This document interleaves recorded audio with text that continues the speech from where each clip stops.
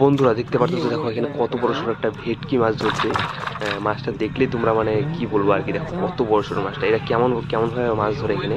তো এখানে গাছের ডালের মধ্যে, তো এখানে হয়তো জল বাড়ছে নদীতে, গাছের ডালের মধ্যে বর্ষা পাইতে রাখছে। আর আগের দিন পাইতে রাখছে, পরের দিন মাছটাকে ধরছে। দেখো মাছটা কমসে কম তো 5 থেকে 10 কেজি, 10 কেজি তো হবেই।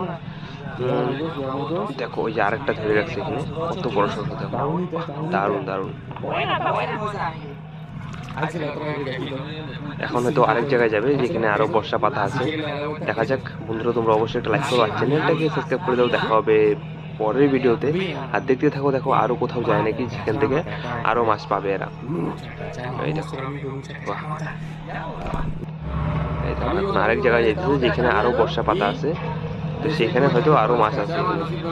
বড়শিটা দেখো সাইজ কি, দারুণ।